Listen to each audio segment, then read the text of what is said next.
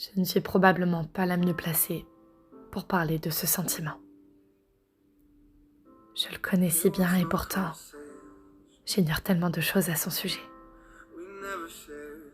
Ce que je peux en dire, c'est qu'il m'a bluffé à de nombreuses reprises. Je me suis retrouvée éprise de certains hommes ne méritant pas cet amour.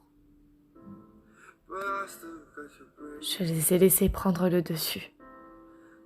Je les ai laissés prendre des parties de moi sans jamais me défendre. Et il y a eu lui. Il est arrivé dans ma vie et a bousculé toutes les idées que je me faisais de l'amour. Même s'il n'est plus là aujourd'hui, rien au monde n'effacera le fait que l'amour, c'est lui qui me l'a fait découvrir.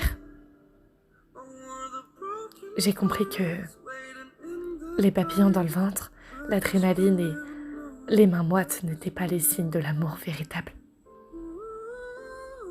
Ils ne sont qu'une alerte que mon corps mettait en place pour me prévenir du mal. Alors que quand je l'ai rencontré lui, c'était une évidence. Tellement que je ne voulais pas croire en mes sentiments. Pourtant, j'ai jamais rien ressenti d'aussi réel de toute ma vie.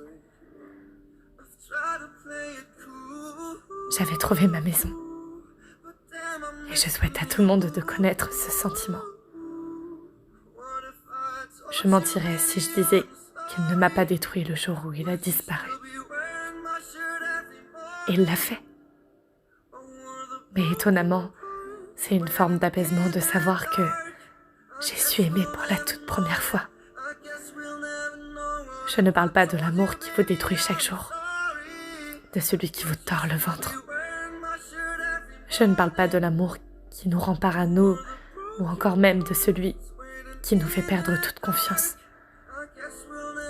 Je parle de celui qui nous montre qui nous sommes, celui qui pose la lumière sur notre cœur et que nous apprenons à admirer. C'était ce genre d'amour pour moi. Il restera le premier que j'ai aimé sainement. Et je vous assure que même si mon cœur est brisé d'en parler au passé, un jour, j'aimerai à nouveau.